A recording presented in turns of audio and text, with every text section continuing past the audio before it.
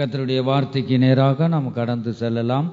சங்கீத புஸ்தகம் 119வது சங்கீதம் 1வது வசனத்தை ஒருவர் சத்தத்தை உயர்த்தி வாசிக்கலாம். சங்கீத புஸ்தகம் 119வது சங்கீதம் 1வது வசனம். Blessed are the undefiled in the way, you walk in the law of the Lord. கர்த்தருடைய வேதத்தின்படி நடக்கிற உத்தம மார்க்கத்தார் பாக்கியவான்கள். இப்பொழுது வாசிக்க கேட்ட இந்த வசனத்தின் மூலமாக கர்த்தர் ஒவ்வொரு இருதயங்களிலும் பேசும்படியாக நாம் ஜெபிப்போம். எங்கள் அன்பின் இயேசுவே, நாங்கள் உம்மை துதிக்கிறோம், ஸ்தோத்திரிக்கிறோம் அப்பா. இப்பொழுது நாங்கள் வாசிக்க கேட்ட இந்த வசனத்தின் மூலமாக நீங்க பேசுங்கப்பா. கர்த்தாவே ஸ்தோத்திரம். நீங்க கர்த்தாவே ஆண்டவரே அப்பா, ஒவ்வொரு இருதயங்களிலும் உடைய வார்த்தைகள் உள் பிரவேசிக்கட்டும், ஆசீர்வதிக்கட்டும் அப்பா. ஆண்டவர் நீங்க பேசுங்க, நாங்கள் கேட்கிறோம். இயேசு கிறிஸ்துவின் மூலமாய் வேண்டிக் கொள்கிறோம் எங்க நல்ல பிதாவே, ஆமென். கர்த்தருடைய பரிசுத்த நாமத்திற்கு மகிமை உண்டாவதாக. கர்த்தருடைய வேதத்தின்படி நடக்கிற உத்தம மார்க்கத்தார் பாக்கியவான்கள். பாக்கியவான்கள் என்றால் கர்த்தரால் ஆசீர்வதிக்கப்பட்டவர்கள், மகிழ்ச்சி உள்ளவர்கள் என்று நாம் பார்க்கின்றோம். கர்த்தருக்கு ஸ்தோத்திரம். இந்த கால வேளையிலும் கூட நாம் எதை நாம் பார்க்க போகிறோம்? தேவனுடைய மார்க்கம். நாம் எந்த மார்க்கத்தில் நடந்து கொண்டிருக்கிறோம்? தேவனுடைய ஒரு கிறிஸ்தவன் தேவனுடைய மார்க்கத்தில் நடக்கிறவனாய் காணப்பட வேண்டும். இந்த வசனத்தில் அப்படிதான் நாம் வாசிக்கிறோம். கர்த்தருடைய வேதத்தின்படி நடக்கிற உத்தம மார்க்கத்தார் பாக்கியவான்கள் என்று நாம் வாசிக்க கேட்டோம். கர்த்தருக்கு ஸ்தோத்திரம். கிறிஸ்தவம் என்பது மதம் அல்ல, அது தேவனுடைய மார்க்கமாக இருக்கிறது. எவன் ஒருவன் தேவனுடைய மார்க்கத்தில், தேவன் வேதத்தில் பரிசுத்த வேதாகமத்தில் சொல்லப்பட்ட அந்த வார்த்தையின்படி கட்டளைகளின்படி எவன் ஒருவன் நடக்கிறானோ, அதுல நடக்கிறானோ, ஜீவிக்கிறானோ, அவன்தான் உண்மையான கிறிஸ்தவன் என்று வேதம் சொல்லுகிறது. ஒரு மனிதன் தேவனுடைய மார்க்கத்தில் நடந்து அதை கை கொண்டு அதில் நடந்து மற்றவர்களுக்கு போதிக்கிறவன் தான் உத்தம மார்க்கத்தார். இவர்கள் தான் கர்த்தருக்கு ஸ்தோத்திரம் ஒரு உண்மையான கிறிஸ்தவன் என்று நாம் பார்க்கிறோம். கர்த்தருக்கு ஸ்தோத்திரம். கிறிஸ்தவன் என்பது கிறிஸ்து நம்மில் மகிமைப்பட வேண்டும், கிறிஸ்து நமக்குள்ள வெளிப்பட வேண்டும். கர்த்தருக்கு ஸ்தோத்திரம். கிறிஸ்துவை நாம் வெளிப்படுத்த வேண்டும். கர்த்தருக்கு ஸ்தோத்திரம். அவன்தான் உண்மையான கிறிஸ்தவன். ஒரு ரட்சிக்கப்பட்ட மனிதன் எப்படி நடந்து கொள்ள வேண்டும், எப்படி நடந்து கொள்ளக்கூடாது என்று இந்த வேளையிலும் கூட இப்ப வாசிக்க கேட்ட இந்த வசனத்தின் மூலமாக நாம் தியானிப்போம். இந்த வேளையிலும் கூட பாருங்க, உத்தம மார்க்கத்தார் என்று நாம் பார்க்கிறோம். கர்த்தருக்கு ஸ்தோத்திரம். பரிசுத்த வேதாகமத்திலிருந்து உத்தம மார்க்கத்தார் யார்? இந்த உத்தம மார்க்கம் என்ன, என்னென்னலாம் ஆண்டவர் சொல்லி இருக்கிறார், எதில் நாம் நடந்து கொள்ள வேண்டும், எதை நாம் நடந்து கொள்ளக்கூடாது என்று இந்த வேத புஸ்தகத்தின் மூலமாக, பரிசுத்த வேதாகமத்தின் திருவார்த்தை மூலமாக நாம் கற்றுக்கொள்வோமாக. கர்த்தர் அதுக்கேற்ற கிருபைகளை தந்து வழி நடத்துவாராக. கர்த்தருடைய பரிசுத்த நாமத்திற்கு மகிமை உண்டாகட்டும். முதலாவது நாம் எப்படி நடந்து கொள்ளக்கூடாது? நாம் தேவனுடைய ஜீவ மார்க்கத்தில் நடந்து கொண்டிருக்கிற நாம் ரட்சிக்கப்பட்ட தேவ பிள்ளைகள் எதை நாம் செய்யக்கூடாது, நாம் எப்படி நடந்து கொள்ளக்கூடாது என்று நாம் வாசிப்போம். உபாகமம் 22வது அதிகாரம் 5வது வசனம். The women shall not wear that which pertain unto a man, neither shall a man put on the women garments, for all that to so are abomination unto the Lord thy God.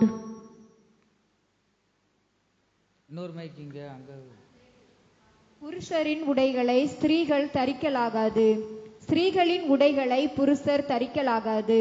அப்படி செய்கிறவர்கள் எல்லாரும் உன் தேவனாகி கர்த்தருக்கு அருவருப்பானவர்கள். கர்த்தருடைய பரிசுத்த நாமத்திற்கு மகிமை உண்டாவதாக. பாருங்க, புருஷரின் உடைகளை ஸ்திரீகள் என்ன செய்யாது? தரிக்கலாகாது.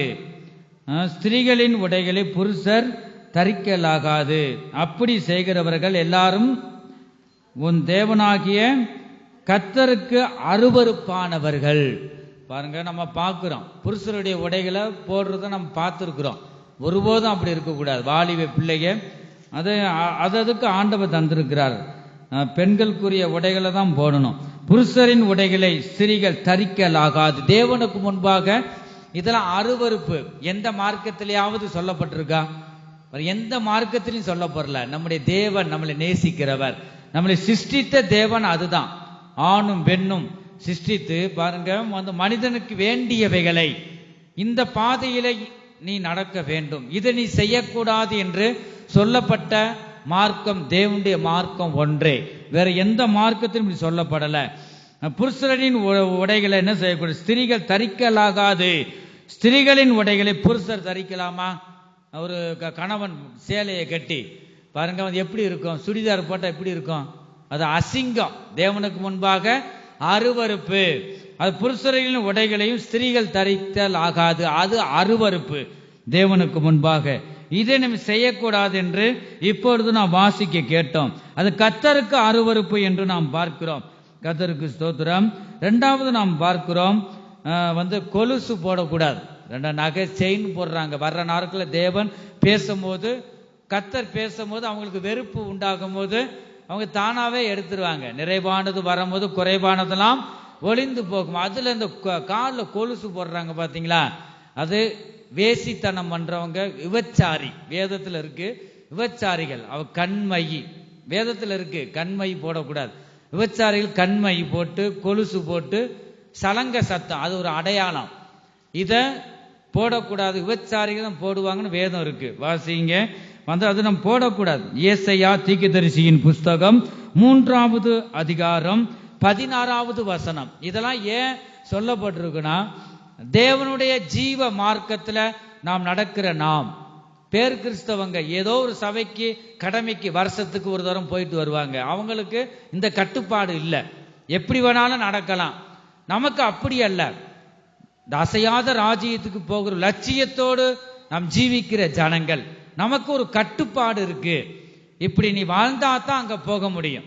இப்படி வாழ்ந்தாதான் கர்த்தர் நமக்கு நன்மையும் ஆசீர்வாதத்தையும் தந்து நம்ம சமாதானமாய் இந்த பூமியிலே வாழ முடியும். தேவ சத்தத்தை நான் கேட்க முடியும்.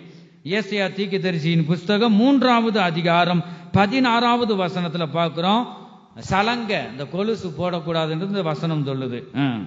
பின்னும் கர்த்தர் சொல்லுகிறதாவது, சீயோன் குமாரத்திகள் அகந்தையாயிருந்து கழுத்தை நெரித்து நடந்து சலக்கு காலை உதறி சத்தம் கேட்கணுமா 4 பேருக்கு. பாருங்க, அது நிறைய பேருக்கு தெரியாது. இந்த வசனம் தெரிஞ்சிச்சு, ஐயோ எத்தனை நாள் நம்ம போட்டுவோமே, அது விபச்சாரிக்க போடுறத இதை போய் நம்ம காலில் போட்டிருக்குமே. பாருங்க, வசனம் தெரியாதனாலதான் அநேகர் அறியாம போட்டிருக்காங்க. நம்ம ஆழமான சத்தியத்துக்குள்ள நான் வந்துட்டோம். அந்த வசனம் தெரிஞ்ச பிறகும் சத்தியத்தை நம்ம அறிந்த பிறகு மனதார பாவம் செய்வோமானா இந்த தேவன் ஒன்றும் நம்மளை ஆசீர்வதிக்க முடியாது. பாருங்க, அவங்க அகந்தையா என்று கழுத்தை நிறுத்தி நடந்து கண்களால் மருட்டி பார்த்து கண்மையை போட்டு பயங்கரமா மரட்டி பார்ப்பாங்க. நீங்க பார்த்துருக்கீங்களா? பசுகள்ல கூட போகும்போது கூட அந்த கரை தட்டி காசு வாங்குவாங்க. பார்த்தாலும் கண்ணுன்னு மிரட்டி கொடுக்கலன்னு சொன்னாலும் எதுக்கு வேஸ்டா உட்கார்ந்துருக்க, அப்படி ஆளுகெல்லாம் பார்க்கிறோம். அது வேற குறிப்பு. பாருங்க, இந்த இடத்துல நாம் பார்க்கிறோம், அப்படிப்பட்ட அந்த ஸ்திரீகள் என்ன செய்வாங்களாம், கண்களால் மருட்டி பார்த்து ஒய்யாரமாய் நடந்து என்ன உயரம் பாருங்க, அவ்வளவு உயரமாய் பெருமை. தங்கள் கால்களில் சிலம்பு ஒலிக்க திரிகிறார்கள். கால்களில் சிலம்பு ஒலிக்க. அதுதான் கொலுசு போடக்கூடாது. தலையில இருக்க காலில் அப்படி போடும் பொழுது அது அருவருப்பு, கர்த்தருக்கு முன்பாக அருவருப்பு. ரட்சிக்கப்பட்ட என் பிள்ளை இதை நீ செய்யக்கூடாது. நீ ஏற்றுக்கொண்டுட்ட சத்தியத்தை, நீ அறிஞ்ச பிறகும் இது நீ செய்யக்கூடாது என்று ஆண்டவர் எச்சரிக்கிறார். இதுக்கு மேலான ஆசீர்வாதம்லாம் தேவன் நமக்கு வைத்திருக்கிறார். ஆகவே இதை பாருங்க, விபச்சாரிகள் வேசித்தனம் பண்றவங்க கால்கள் இருக்கிறது. நீ பரிசுத்தம் உள்ள பிள்ளை, என் பிரியமான மகள், நீ பிரியமான மகன், ஒருபோதும் இதை நீ செய்யக்கூடாது. என்று ஆண்டவர் எச்சரிக்கிறார். இந்த இடத்துல அதை நம்ம பார்க்கிறோம். இந்த வசனத்துல அதை நம்ம பார்க்கிறோம். அதுல என்னென்ன இருக்கா வந்துட்டு இந்த வசனத்துல கண்மை போடக்கூடாது, ரெண்டா கொலுசு செயின் போடக்கூடாது கூட இந்த வசனத்துல இருக்கு. நீங்க நிறுத்தி அதை தியானித்து பார்க்கும்போது கர்த்தர் பெரிய காரியங்களை செய்கிறார். இந்த தேவனுடைய மார்க்கம்னா அதுதான். ஒரு கிறிஸ்தவன் என்பது இந்த மார்க்கத்துல கடைபிடிச்சு கை கொண்டு நடக்க வேண்டும். ஏதோ கடமைக்கு வார எல்லாம் அனுபவிச்சா அது வேஸ்ட். நீ சொல்லிக்கிறலாம் ஞானஸ்தானம் எடுத்திருக்கிறேன், ஆண்டவுடைய பிள்ளை, அவர் சொல்லணும், நீ என் பிள்ளைன்னு சொல்லணும். அதுக்கேற்ற ஒரு தகுதி நம்மிடம் இருக்கிறதா? ஒரு தகுதி வேணும். கர்த்தருக்கு ஸ்தோத்திரம். லேவியராகமம் 19வது அதிகாரம் 26 28 வரை நான் வாசிக்கும் பொழுது, யாதொன்றையும் இரத்தத்துடன் புசிக்க வேண்டாம். யாதொன்றையும் இரத்தத்துடன் புசிக்க வேண்டாம். நீங்க இரத்தத்தை, கோழி ரத்தம், அந்த பிராயிலு கோழி இருக்கு பாத்தீங்களா, அந்த ரத்தத்தை கூட மனுஷன் விட மாட்டேங்கிறான். ரத்தத்தை ஒரு இதுல பிடிச்சு விற்கிறாங்க விலைக்கு. பாருங்க, ரத்தத்தை என்னதான் செய்யக்கூடாதான், நாம் பிடிக்க கூடாது. இந்த ரத்தம் என்பது என்ன? உயிர். நம்ம கல்வாரி சிலுவையில வந்து ரத்தத்தை நமக்காக சிந்தினார். அது ரத்தம் உயிரை குறிக்கிறது. விழாவில் குத்தும் பொழுது ரத்தமும் தண்ணீரும் வந்தது என்று நாம் பார்க்கிறோம், இயேசு கிறிஸ்து விழாவில் குத்தும் பொழுது. ஆகவே நீ எதாகிலும் புசிக்க வேண்டும் என்றால் இரத்தத்துடன் புசிக்க வேண்டாம். அடுத்து குறி கேளாமலும். குறி கேளாமல். எத்தனை பேர் குறி கேட்க போயிருக்கீங்க? ஒருபோதும் போகக்கூடாது. ரட்சிக்கப்பட்ட பிறகு போகக்கூடாது. இந்த ஜீவ மார்க்கம், தேவனுடைய மார்க்கம் தெளிவாக சொல்லப்பட்டிருக்கிறது. ஏதாகிலும் நீ கெடா வெட்டினாலும் கோழி அறுத்தாலும் ரத்தத்தை கீழே விட்டுறணும். ரெண்டாவது, குறி கேளாமலும் நாள் பாராமலும். இது நல்ல நாள். புதன்கிழமை ஏதோ சொல்லுவாங்க, வந்து புதன் கிடைச்சா பொண்ணு கிடைச்சாலும் புதன் கிடைக்காதா ஏதோ சொல்லுவாங்க பாருங்க. அப்ப நாள் பார்ப்பாங்க. புதன்கிழமை தான் நல்ல நாள், ஞாயிற்றுக்கிழமை தான் நல்ல நாள். அப்படி மனுஷன் வச்சுக்கிட்டான். அவனுக்கு ஒரு மார்க்கத்தை தெரிந்து கொண்டான். நேரங்காலம் பார்த்து எங்கேயாவது வெளியில போனா வந்துட்டு நான் வெளியில பார்ப்பேன். நான் ரட்சிக்கப்பட்ட பிறகு பிறந்ததுனால தெரியல, எங்க அப்பா ரட்சிக்கப்படாததுக்கு முன்னாடி இதெல்லாம் செஞ்சிருக்காரு. ரெண்டாவது ரட்சிக்கப்பட்டவர் இதெல்லாம் தூக்கி எறிஞ்சிட்டார். இப்போ ஏதாவது ஒரு வெளியூருக்கு போனாலும் கார்ல போனா எலுமிச்சம்பழம் வைப்பாங்க. 4 டயர்ல எலுமிச்சம்பழம் வச்சு நசுக்கி நல்லா சூசு போட்டு ஏதாவது சர்பத்து வச்சு குடிக்கலாம். அது வேஸ்டா? 4 எலுமிச்சம்பழம் இப்ப விற்கிற விலைக்கு பாருங்க. அவங்களுக்கு ஒரு நம்பிக்கை, அவங்க ஒரு மார்க்கமா மனுஷர் எடுத்துக்கிறாங்க. தங்களுக்குன்னு ஒரு மார்க்கத்தை எடுத்துக்கொள்றாங்க. அது ஆண்டவர் ஏற்றுக்கொள்ள மாட்டார். இந்த இடத்துல பார்க்கிறோம் வந்துட்டு நல்ல நாள் பார்க்குறாங்களாம். நல்ல நாள் பார்க்குறவன் கிறிஸ்தவன் அல்ல, பேர் கிறிஸ்தவங்க பார்ப்பாங்க. இது நல்ல நேரம், நல்ல நாள் பார்த்து நம்ம ரட்சிக்கப்பட்டவங்க பார்க்கக்கூட 7 நாள் என்ன நாள்? எல்லாமே நல்ல நாள். ஆகவே கர்த்தர் கொடுத்த நாள் நல்ல நாள். கெட்ட நேரம் அப்படிலாம் பார்த்தா நம்மளால என்ன செய்ய முடியும்? ஒருத்தனுக்கு வேலை பார்க்கும் போது 12 மணி நேரம், ஒரு 10 குறைஞ்சு 8 மணி நேரமாவது பார்க்குறோம். 8 மணி நேரத்தில் அரை மணி நேரம் கெட்ட நேரம் வருது. முதலாளி கெட்ட நேரம் வருது. அது வரைக்கும் நான் அமைதியை உட்கார்ந்துக்கிறேன்னு சொல்ல முடியுமா? சொல்ல முடியாது. பாருங்க, எல்லா நேரமும் நல்ல நேரம், எல்லா நாளும் நல்ல நாள். தேவன் பாருங்க, மனுஷன் தனக்குன்னு ஒரு இதை எடுத்துக்கொண்டு, ஒரு மார்க்கத்தை எடுத்துக்கொண்டு அந்த வழியிலே நடக்கிறான். தேவன் நல்ல ஒரு ஜீவ மார்க்கத்தை நமக்கு வைத்து போயிருக்கிறார்.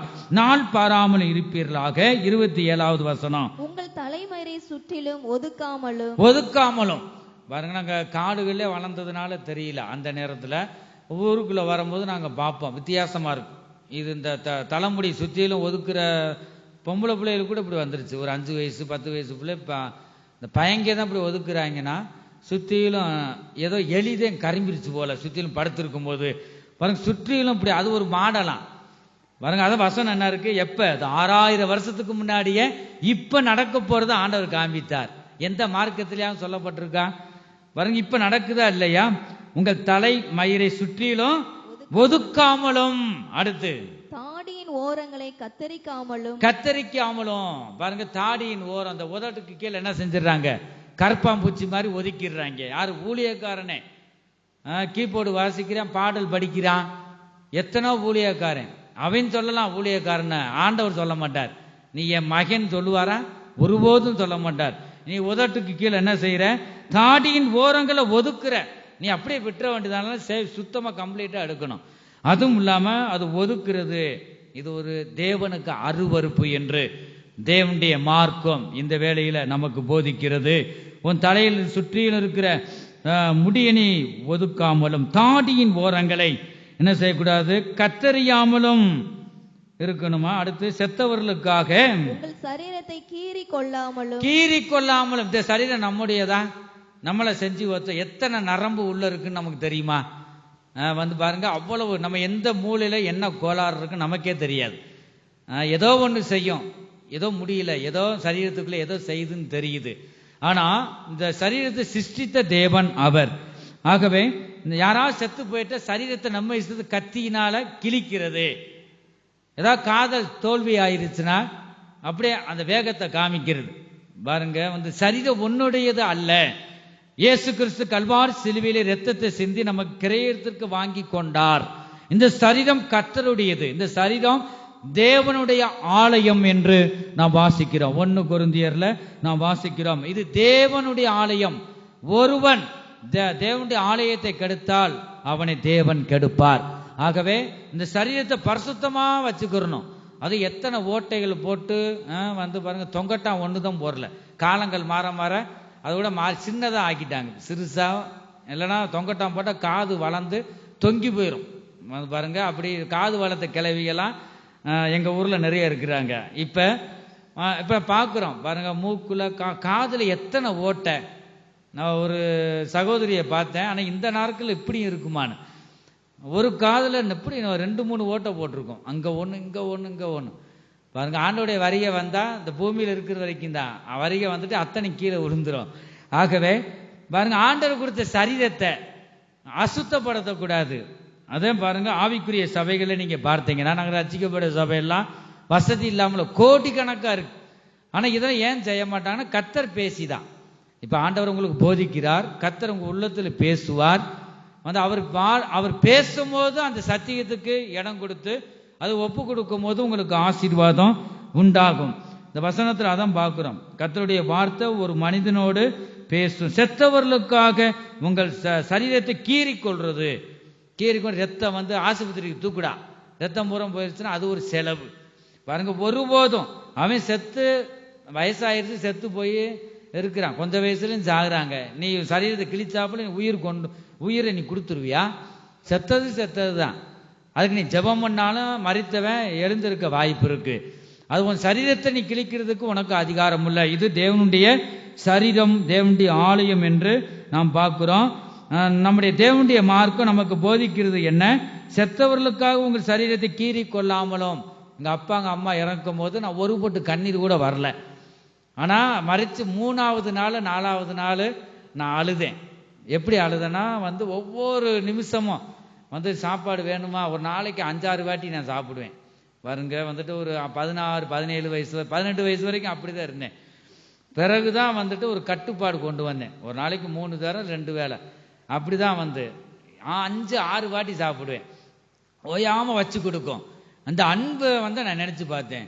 இப்ப நமக்கு யார் இருக்கா பாருங்க, கல்யாணம் ஆயிடுச்சு. கல்யாணம் ஆன பிறகுதான் இங்க பெரிய பிள்ளை ஒரு 3 மாசத்து பிள்ளையா இருக்கும் போது வந்து கத்தருக்குள்ள போயிட்டாங்க. இருந்தாலும் பாருங்க, இந்த அன்பை நினைச்சு பார்த்தேன். அப்ப கண்ணீர் வருது. மற்றபடியெல்லாம் வந்து உங்களுக்கு இறந்து போகும்போது கூட்டமே அழுகுது. ரட்சிக்கப்படாதவங்க, நாங்கள் ரட்சிக்கப்பட்ட ஒரு சொட்டு கண்ணீர் கூட வரல. ஏன்னா அந்த ராஜ்யத்துல இளைப்பாறிக்கிட்டு இருக்காங்கன்னு.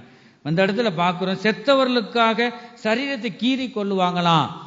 இது நீங்க செய்யக்கூடாது ரட்சிக்கப்பட்ட பிள்ளைகள் என்று இந்த வேதம் நமக்கு கற்பிக்கிறது. அடையாளமான எழுத்துக்களை உங்கள் மேல் குத்தி கொள்ளாமலும். இது என்ன அடையாளமான எழுத்து? பச்சை குத்தக்கூடாது. கைகளில் பச்சை, நெஞ்சில பச்சை குத்துவாங்களாம். பாருங்க, நீங்க நிறைய பேரை பார்த்துருப்பீங்க, கேன்சர் வரும் இந்த பச்சை குத்துறதெல்லாம் வேதம் சொல்லுது. ஆகவே இந்த ஆண்டவர் கொடுத்த சரீரத்துல வந்து நம்ம இஷ்டத்துக்கு பச்சை குத்துறதுக்கு அதிகாரம் இல்லை. அந்த அப்படித்தானே பார்க்கிறோம். உங்கள் மேல் வந்து அடையாளமான எழுத்துக்களை நம்ம சரீரத்துல கையிலேயோ நெஞ்சிலேயோ குத்தி கொள்ளக்கூடாது, பச்சை குத்தக்கூடாதுன்னு இருக்கு வசனம். கர்த்தருக்கு ஸ்தோத்திரம். நான் கர்த்தர். இந்த வசனத்தில் எது எது செய்யக்கூடாது என்று நம்ம இப்ப வாசிக்க கேட்டதுல நாம் பார்க்கும்போது இந்த இடத்துல 7 காரியத்தை பற்றி நாம் பார்க்கிறோம் இந்த வசனத்துல. ஒன்று, இரத்தத்தை புசிக்க கூடாது. இரண்டாவது, குறி கேட்க கூடாது. மூன்றாவது, நாள் பார்க்க கூடாது. நாலாவது, தலைமயிரை சுற்றிலும் ஒதுக்க கூடாது. 5, தாடியின் ஓரங்களை கத்தரிக்க கூடாது. 6வது, செத்தவர்களுக்காக நம் சரீரத்தை கீறிக்கொள்ளக்கூடாது. 7வது, நம் சரீரத்தில் அடையாளமான எழுத்துக்களை குத்தி கொள்ளக்கூடாது, பச்சை குத்தக்கூடாது. இந்த 7 காரியத்தை சொல்லுங்க பார்ப்போம். ஒன்று, இரத்தத்தை புசிக்க கூடாது. இரண்டாவது, குறி கேட்க கூடாது. நாள் பார்க்க கூடாது.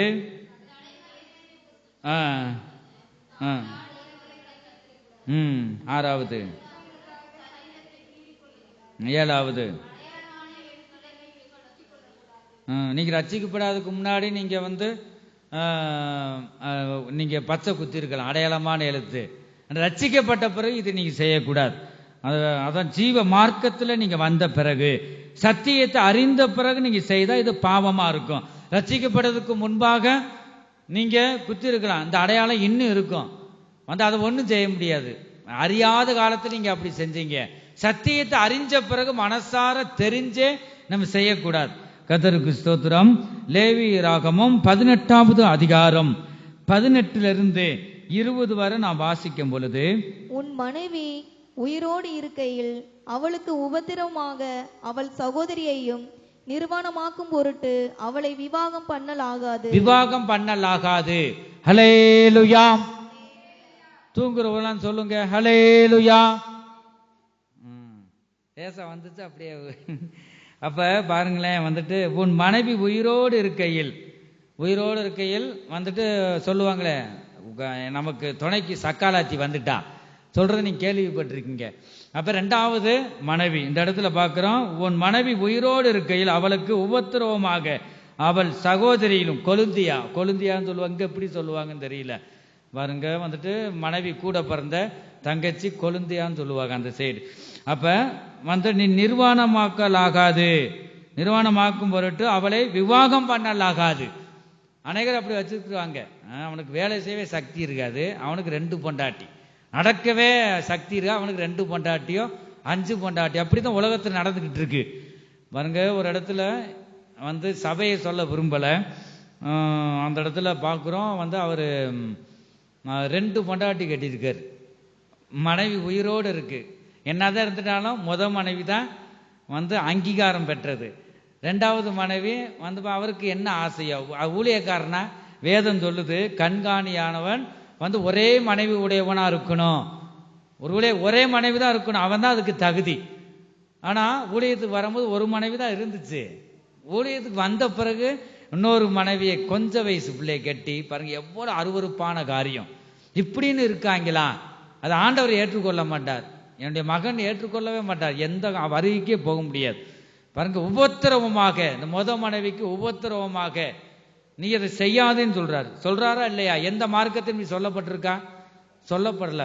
அதிகமா நான் பார்க்கும்போது ரட்சிக்கப்படாதவைகளை விட ரட்சிக்கப்படாதவங்க ஒரு பயம் இருக்கு. ரட்சிக்கப்பட்ட குடும்பத்துல தான் அன்னைக்கு 1, 2, 1க்கு மேற்பட்டதெல்லாம் நீ போவாயானா உனக்கு ஏசி நோயும் பாருங்க, மற்ற சரீரத்தில் நோயை நீ வாங்கிட்டு வாரேன்னு அர்த்தம் அப்படின்னு வேதம் சொல்லுது.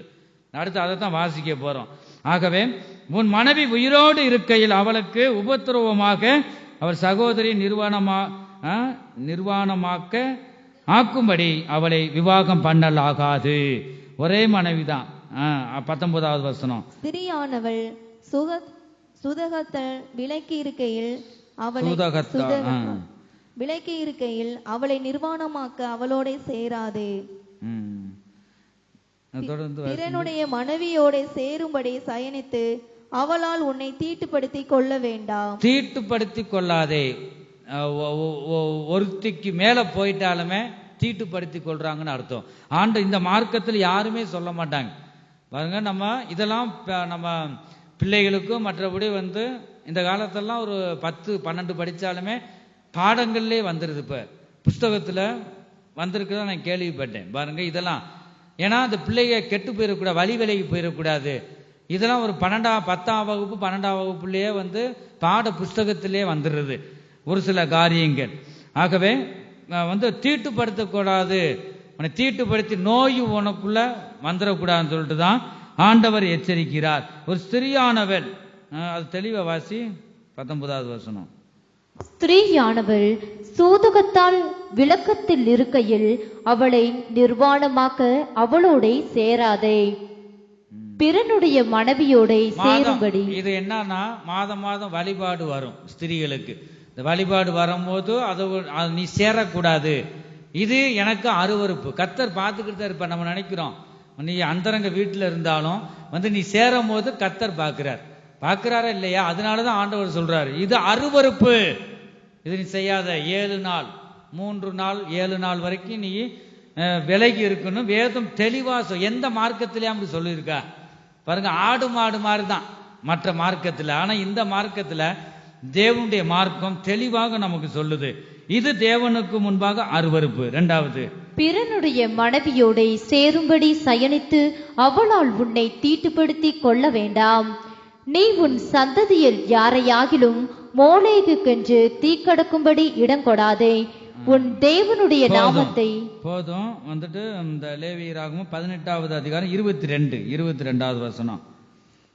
பெண்ணோடை சம்யோகம் பண்ணுகிறது போல ஆணோடை சம்யோகம் பண்ண வேண்டாம், அது அருவருப்பானது. அருவருப்பு பாருங்க. இப்ப ஆண்களுக்கு திருமணம் ஆகுது, பெண்களுக்கு திருமணம் ஆகுது. அப்ப திருமணம் ஆகி என்னதான் செய்யறாங்கன்னு தெரியல பாருங்க. ஒரு கிளவி இந்த செய்தியை ஒரு சபையில சொல்லிக்கிட்டு இருக்கும் போதே பக்கத்துல இன்னொரு கிளவிட்ட சொல்லிச்சான், கல்யாணம் பண்ணி என்னதான் செய்வாங்கன்னு தெரியாட்டி சொல்லிட்டு அந்த கிளவிட்ட சொல்லிச்சான். அந்த போதகர், ஏமா நான் சொல்றத கவனிமா சொல்லிட்டு பிறகு சொன்னாங்களாம் பாருங்க. அதுக்கு கர்த்தருடைய வார்த்தை வரும்போது அதுக்கு ஒரு தியானம் அது அப்படியே யோசிக்க கிளம்புது. அதிகமா யோசிக்க கூடாது பாருங்க. இந்த வசனம் இது செய்யக்கூடாதுன்னு இருக்கார். பெண்ணோடு சம்யோகம் பண்ணுகிறது போல ஆணோடை சம்யோகம் பண்ண வேண்டாம், அது அருவருப்பானது. அது தேவனுக்கு முன்பாக அருவருப்பு, அசிங்கம். இது செய்யக்கூடாது என்று இந்த ஜீவ மார்க்கம் நமக்கு சொல்லப்பட்டிருக்கு. ஆகவே உங்களுக்கு கொடுக்கப்பட்ட பிள்ளைகளும் கூட நீங்க ஜாக்கிரதையாக வேலை செய்யற இடங்கள்லயும் ஆண்களா இருக்கிற இடங்கள்லயும் சிறு வயதுல இருந்து அந்த அடிமையா இருக்கிற அந்த பயங்க இந்த பழக்கத்தை உருவாக்கிடுவாங்க. இந்த ஆவி தாக்கப்படும், அதுக்கு அடிமை ஆயிருவாங்க. அது சில நாள் எப்படி ஆகுதுன்னா அந்த பெண்கள் மேல விருப்பம் இருக்காது, ஆண்கள் மேலே விருப்பம் இருக்கும். பாருங்க. அதனாலதான் இப்ப ஆனா அவர் எந்த குறைபாடு இருக்காது. நான் சொல்றது இந்த கைதட்டி பணம் வாங்குறாங்களா அவங்க வேற குரூப்பு. நான் சொல்றது நல்லா இருக்கும், எல்லா உறுப்பும் சரியா இருக்கும். அவங்க சிறு வயதுல இருந்து இந்த பழக்கத்தை இந்த பையங்களுக்குள்ள இருந்தபடினால வர்ற நாட்கள்ல அந்த பழக்கமே அவங்களை அடிமைப்படுத்திடும். பாருங்க வாழ்க்கை எவ்வளவு கெட்டு போகுது. அதனால ஒரு சில தாய் தகப்பன் புலம்புவாங்க. ஆகவே அவங்களுக்கு ஆண்கள் மேல எண்ணங்கள் விருப்பங்கள் இருக்கும், பெண்கள் மேல இருக்காது. அப்படிப்பட்ட அந்த வேலைக்கு அனுப்பும் போது வெளியூருக்கு போனாலும் சரி பிள்ளைகளுக்கு சொல்லி வளர்க்கணும். வேத புஸ்தகத்தை கையில கொடுத்து வேதத்தை வாசிக்க சொல்லணும். இந்த மார்க்கம்லாம் நீங்க எழுதி வச்சுக்கோங்க, போய் நீங்க வாசிக்கணும். இவைகள் ஒருபோதும் நம் ரட்சிக்கப்பட்ட பிள்ளைகளுக்கு ஜீவியத்தில் இருக்கக்கூடாது. இதெல்லாம் எப்படிப்பட்டதாக இருக்கிறதா? அருவருப்பா இருக்கிறது என்று நாம் பார்க்கிறோம். லேவியராகமம் 18வது அதிகாரம் 23. யாதொரு மிருகத்தோடும் நீ புணர்ச்சி செய்து அதனாலே உன்னை தீட்டுப்படுத்த வேண்டாம். ஸ்திரீயானவள் மிருகத்தோட புணரும்படி அதற்கு முன்பாக நிற்கலாகாது, அது அருவருப்பான தாறுமாறு. தேவனுக்கு முன்பாக அருவருப்பு. மிருகம் நாயோ ஏதோ இருக்குன்னா அதை நீ பார்த்துக்கிட்டு இருக்க கூடாது, உனக்குள்ள ஆசை உண்டாகிறோம். இது அருவருப்பு. நீ தகாதவைகளை நீ செய்ய வேண்டியதா இருக்கும். ஒரு ஊரை சொல்ல விரும்பல, கவர்மெண்ட் வேலை டீச்சர் அது கெச்சமா பாக்குது பாருங்க. அந்த சர்ச்சுக்கு போறது, நான் சொல்றது ஒரு ஆவிக்குரிய சர்ச்சுக்கு போறது, நாய் வளர்த்தாங்க. அது நான் சொல்ற ராஜபாளைய நாய் மாதிரி கொஞ்சம் உயரமா இருக்கும். நாய் ஒரு நாள் வீட்டுக்கு போகும்போது வீட்டுக்குள்ள பெட்ரூம்ல போய் படுத்துருக்கு. நாய் எப்படி இருக்குன்னு பாருங்க. எது உள்ள போய் நாயை விரட்டுங்க வெளியிலன்னு சொன்னேன். இதை நாங்க செல்லமா வளர்க்குறோம் பாருங்க. அது சொல்லுது. அப்பதான் எனக்கு தெரியும் அது ஏன் இப்படி வளர்க்குறாங்கன்னு சொல்லும் போது பக்கத்தில் தெரியாம இருக்குமா? அது அருவருப்பு. நினைச்சு பார்த்தாலுமே சைக்கிள ரொம்ப நான் கண்ணீர் விட்டேன் பாருங்க. எவ்வளவு அருவருப்பு. அப்படி ஒருபோதும் இப்படி செய்யக்கூடாது. ஆகவே இது தேவனுக்கு முன்பாக அருவருப்பு. இந்த இடத்துல அதை நம்ம பார்க்க, நீ அதை பார்க்கவே கூடாது. அந்த மிருகங்களை உனக்குன்னு நான் பயன்படுத்தக்கூடாது. இது தேவனுக்கு முன்பாக அருவருப்பு. நடக்குதா இல்லையா? வந்துட்டு இந்த உலகத்தில் நாம் பார்க்கிறோம். நாம் அதை செய்யக்கூடாது. பெரும்பாலும் ரட்சிக்கப்பட்ட தேவனுடைய பிள்ளைகளுக்கு மத்தியிலிருந்து ஆவி கிரியை செய்யும். எனக்கு தேவனுடைய மார்க்கத்தை நீ கடைபிடிச்சு போறையா, நான் உன்னை விட மாட்டேன். அவங்கள விட்டுரும், ரட்சிக்கப்படாதவங்களை விட்டுரும். நீ நல்ல இடத்துக்கு நீ போக பார்க்குறியா, உன்னை விட மாட்டேன். இந்த இச்சைகளை உங்களுக்குள்ள தூண்டி அது விழப்பண்ணும். அதனாலதான் நீங்க இந்த ஆவிகளுக்கு எச்சரிக்கையா இருக்கணும். ரட்சிக்கப்பட்ட தேவனுடைய பிள்ளைங்க வீடுகளை நாய் வளர்க்கக்கூடாது. இந்த நாயின் சுபாவம் உங்களுக்குள்ள வரும். ஆகவே இந்த நாய் மூலமா சண்டைகள் வரும். கர்த்தருக்கு ஸ்தோத்திரம். ஒரு இடத்துல நான் ஊழியத்துக்கு வந்த புதுசுல ஒரு சகோதரனுக்கு 7 பிசாசு பிடித்திருந்தது. பாருங்க, நான் உபவாசம் இருந்து நாங்கள் ஒரு வாரம் ஜெபம் பண்ணோம். அவன் பக்கத்தில் எது இருந்தாலும் கம்பு இருந்தாலும் அடிச்சிருவானா. அந்த விஷயம் எனக்கு தெரியல. நான் போறேன்னு தான் கண்ணை மூடி ஜெபம் பண்ணிக்கிட்டு இருக்கேன். முயற்சி பண்றேன் கம்பு எடுக்க, எனக்கு தெரியல. பசங்க தள்ளி வாங்கன்னு இழுத்து விடுறேன். எதுக்கு இழுத்து விடுறாங்க, இருக்கட்டும் சொல்லிட்டு பிறகு இயேசுவின் நாமத்தை சொல்லி அங்க அந்த இடத்துல ஜெபித்தோம். சொல்ல இந்த ஆவி என்ன செஞ்சிச்சுன்னா, நாய் சொறி நாய் அதே நடக்க முடியாம இருக்கு. அவங்க வாசல்ல, அந்த வாசல் திருநெல்ல நின்று ஜெபம் பண்றோம். வாசல் அந்த திருநெய்க்கு வெளியில வாசல்ல சொறி நாய், அவனுக்குள்ள இருக்க பிசாசு அப்படி நாய்க்குள்ள போயிருச்சு. அது மனுஷரை மாதிரி கத்திருச்சு. நான் திட்டுக்குன்னு ஏன்னா ஊழியத்துக்கு போன புதுசு தான். ஏன்னா இப்படி பிசாசெல்லாம் வரும், இதெல்லாம் துரத்தணும், அந்த அறிவுலாம் எனக்கு இல்லை. பாருங்க, ஆண்டவர் ஏதோ வர சொன்னார்னு ஊழியத்துல போயிட்டேன். இதெல்லாம் இருக்குமான்னு எனக்கு ஒரு பயம்தான். திட்டுக்குன்னு ஒரு பயம் வந்துருச்சு எனக்கு. சும்மா இங்க ஜெபம் பண்ணிக்கிட்டு இருக்கும். இந்த பிசாசு உள்ள போய் நாய் ஆன்னு கத்துது பாருங்க, ஆம்பளை குரல்ல. ஒரு சும்மா கூட இந்த நாய் அப்படி இருந்துட்டு அப்படியே நாய் என்ன உருண்டு அந்த ஒரு வயக்காடு இருக்கு பக்கத்துல, அதுக்கு இப்படி போயிருச்சு, அலறிக்கிட்டு போயிருச்சு பாருங்க. அதனால நாய் வளர்க்கக்கூடாது. நாய் அசுத்தம், உண்ணி இருக்கும், அசுத்தம் இருக்கும், அது ஏறி வரும், பிள்ளைகள் மேல ஏறும். காதுக்குள்ளே மூக்குள்ளே போனா நஷ்டம்தான் உங்களுக்கு. ஒருபோதும் நாய் வளர்க்காதீங்க, அது அருவருப்பு. நான் பின்னாடி அதை பத்தி நாம் பார்க்க போறோம். கர்த்தருக்கு ஸ்தோத்திரம். இதெல்லாம் நம்ம செய்யக்கூடாது. அதை வேதத்தில் நாம் பார்க்கிறோம். இது தேவனுக்கு முன்பாக அருவருப்பு. நீதிமொழிகள், நம்ம ஒரு காவலுக்கு ஒரு கம்பெனி ஏதாவது வச்சா, வீட்டு காவலுக்கு ரட்சிக்கப்பட்டவர்களுக்கு காவல் தேவன் தான். கர்த்தர் தான் உன்னை காக்கிறவர். தூதரை வைத்து உன் பாளையத்தை சுற்றிலும் தேவ தூதர் உன்னை கருத்தாய் பாதுகாத்து கொள்வார். அதனாலதான் அதிகமா சர்ச்சில் தேவ ஆலயத்துல நாய் வளர்க்க மாட்டாங்க. அது அருவருப்பு என்று பார்க்கிறோம்.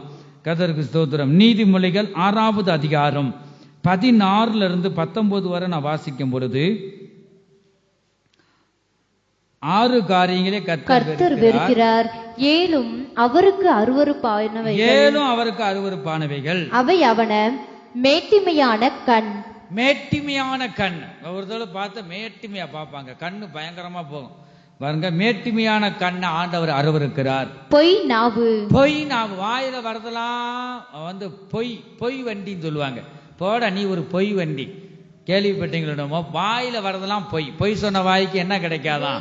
போஜனம் கிடைக்காது என்று ரட்சிக்கப்படாதவங்க சொல்லுவாங்க. பொய் நாவு. நீ அற்ப காரியத்துக்கெல்லாம் நீ பொய் சொன்னா அது ஆண்டவர் அருவருக்கிறார். உள்ளதை உள்ளதென்றும் இல்லதை இல்லதென்றும் சொல்ல வேண்டும். பொய் நாவ அருவருக்கிறார். குற்றமற்றவர்களுடைய ரத்தம் சிந்தும் கை, அது அருவருக்கிறார். தூராலோசனை பிணைக்கும் இருதயம், தீங்கு செய்வதற்கு விரைந்தோடும் கால். தீவிரமா ஒரு குடும்பத்தை கெடுத்தான் அவங்களுக்கு தூக்கமே வரும். எப்படி அவங்க சந்தோஷமா இருக்காங்களே, எப்படி இருக்கலாம்? நானே சந்தோஷமா இல்லை, அவங்க சந்தோஷமா இருக்கவே கூடாது. ஏதாவது பொட்டணத்தை பிரச்சனையை அந்த குடும்பத்துல போட்டு பிரிச்சிருவாங்க. தீங்கு செய்வதற்கு விரைந்தேடும் கால். இந்த காலு சுவிசேஷம் சொல்லத்தான் ஆண்டவர் வச்சிருக்கார். நற்செய்தியை சொல்லு, நடந்து போய் சொல்லு பாருங்க. அந்த கால் என்ன செய்தான்? தீங்கு செய்வதற்கு விரைந்தேடும் கால், அபத்தம் பேசும் பொய் சாட்சி. சகோதரருக்குள்ளே அந்த கோர்ட்ல கூட ஒரு 1000 ரூபாய் கொடுத்தாலும், ஒரு பயங்கரமான ஒரு இது இருந்தா ஒரு 10,000 ரூபாவோ 1 லட்சம் கொடுத்தாலும், எப்படிப்பட்ட நல்லவனா இருக்கும், கொலையே செஞ்சிருக்க மாட்டான். அவன் கொலை செஞ்சேன்னு சொல்லிட்டு பணம் எல்லாம் பேசுமா. பணத்தை கண்டா பிணமே வாய் திறக்கும் சொல்லுவாங்க. நம்ம தேவன் ஒரு மனிதனுக்குள்ள சார்ந்து நின்றா நம்ம கர்த்தர் தான் ஜெயிப்பார். ஆகவே இந்த இடத்துல பார்க்கிறோம் பொய் சாட்சிக்கு எத்தனை பேர் பணத்தை கொடுத்து பாருங்க விலைக்கு வாங்குறாங்க. ரட்சிக்கப்பட்டவர்கள் ஒருபோதும் விலை போக மாட்டாங்க. சகோதரருக்குள்ளே விரோதத்தை உண்டு பண்ணுதல் ஆகிய இவைகளை பாருங்க விரோதத்தை சகோதரர் நல்லா ஒற்றுமை அண்ணன் தம்பி நல்லா இருப்பாங்க. அதற்கு விரோதத்தை ஏதாவது சொல்லி இங்கிட்டு பார்க்கும்போது இப்படியே உங்க அண்ணன் இப்படி சொன்னான், உன் தம்பி இப்படி சொன்ன, ரெண்டு பேர்ட்டையும் போட்டு விட்டுருவாங்க. விரோதத்தை உண்டு பண்ணுகிற காரியம் இதெல்லாம் தேவனுக்கு என்னதான் அருவருப்பு.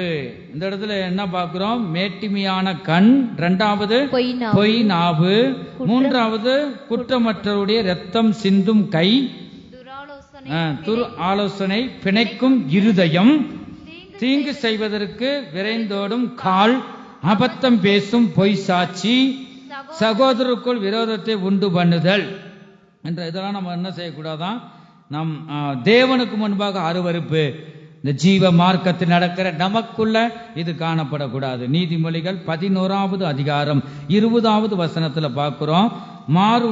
மாறுபாடுள்ள இருதயமுடையவர்கள் கர்த்தருக்கு அருவருப்பாம். பாத்தீங்களா? மனுஷருக்குள்ளே மேன்மையான எனப்படுவது அது கர்த்தருக்கு அருவருப்பு. உத்தம மார்க்கத்தாரோ போதும். இந்த இடத்துல பார்க்கிறோம் அத மனமேட்டிமை உள்ளவனும் கர்த்தருக்கு அருவருப்பு உள்ளவன். இப்படிப்பட்ட காரியங்களை கர்த்தர் அருவருக்கிறார். உபாகமம் 14வது அதிகாரம் 1வது வசனம். இதெல்லாம் எந்த மார்க்கத்தின்னு சொல்ல மாட்டாங்க. நீ உயிரோடு இருக்கிறவருக்கு நல்லா அனுபவி, எதை நீ அனுபவிக்கணுமோ அனுபவிச்சு போய் பாருங்க. அவங்க குருட்டுத்தனமா நம்ம செத்த எங்க போறோம், அந்த மனக்கண் பிசாசு குருடா ஆக்கியிருக்கிறான். அந்த கண் மாமிச கண்ணு தெரிஞ்சாலும் உள்ளான கண் குருடா ஆக்கியிருக்கான் பிசாசு. அதனால தெளிவு அவங்களுக்கு கிடைக்காது. நமக்கு லட்சியம் என்ன? நமக்கு பிள்ளைகள் 2-3 பிள்ளைகள் இருக்குங்க.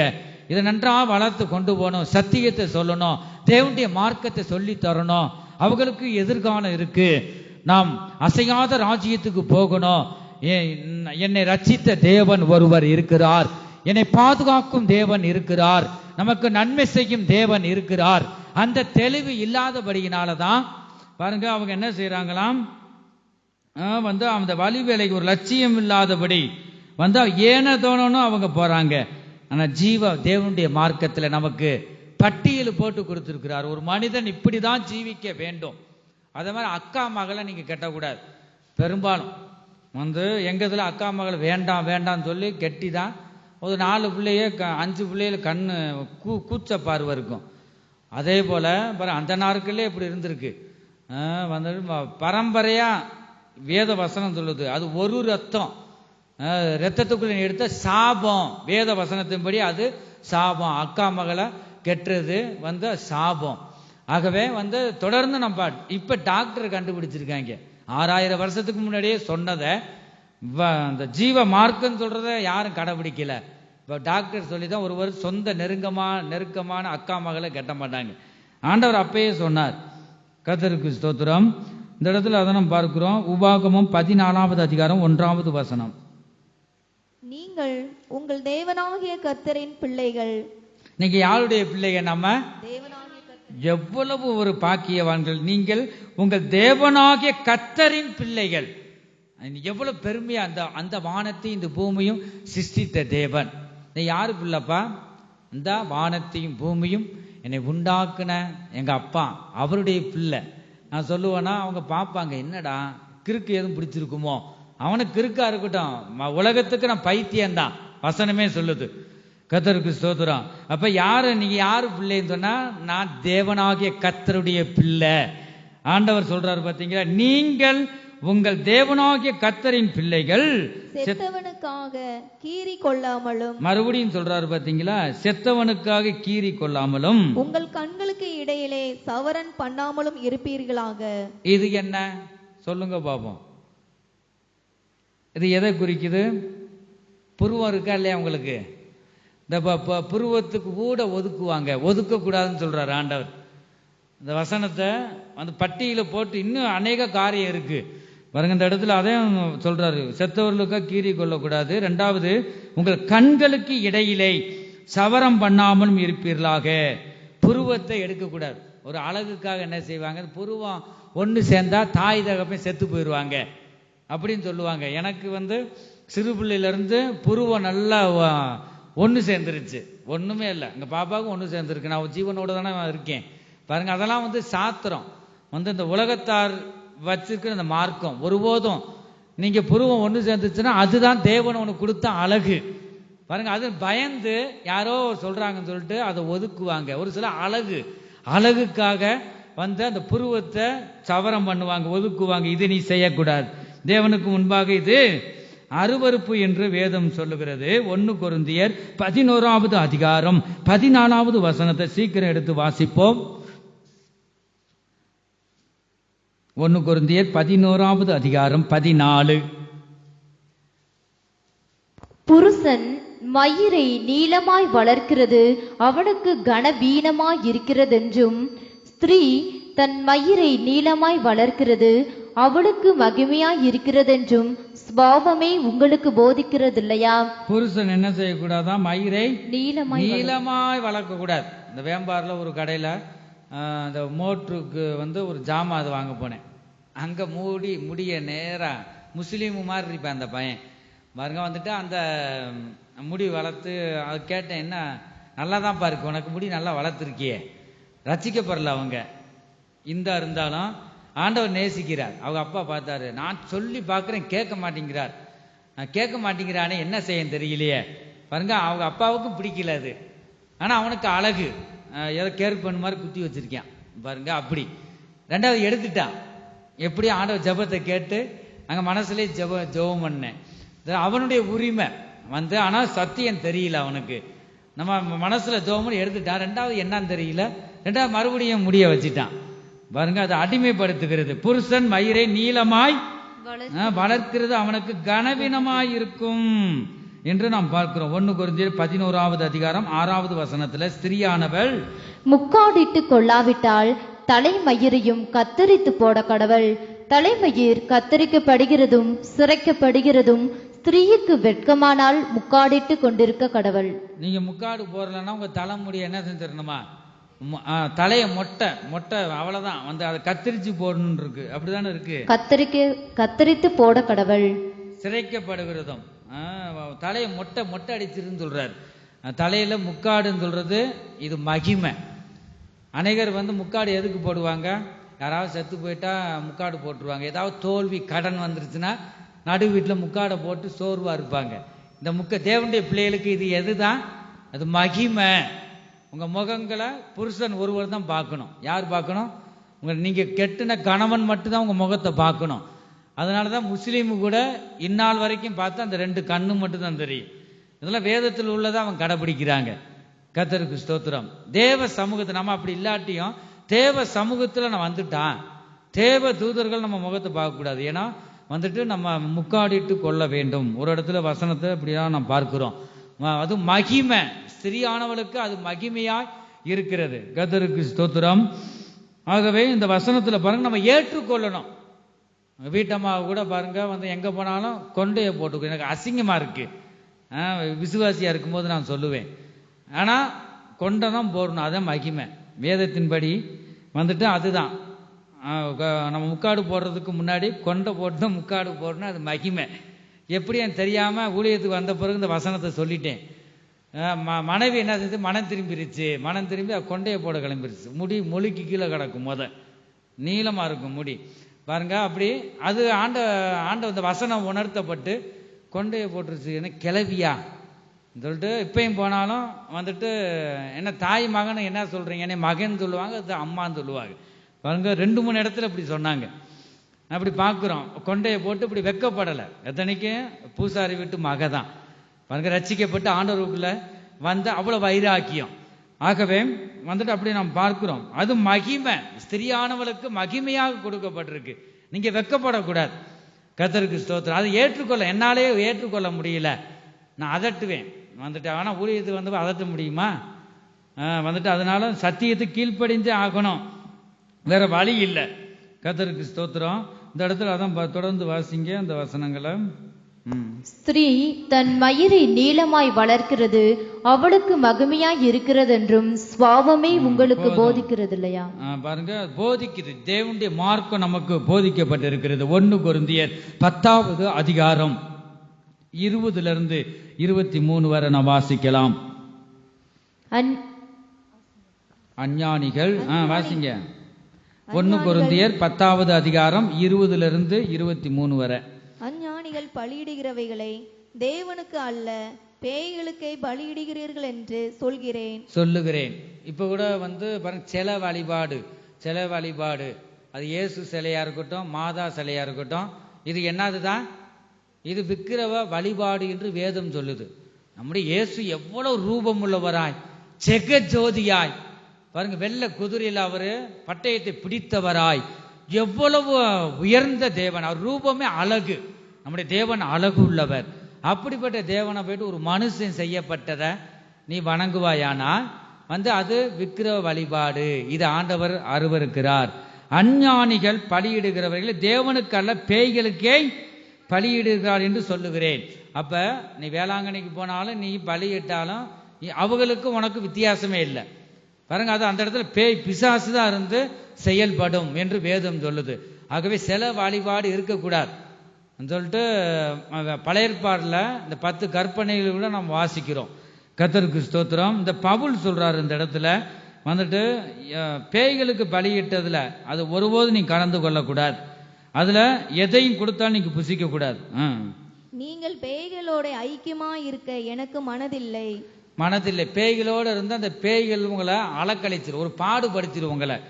உங்களுக்குள்ள அந்த ஆவியானவர் உங்களை விட்டு வெளியே போய் விடுவார். ஆகவே பேய்களோட நீ ஐக்கியம் இருக்க மனதில்லை.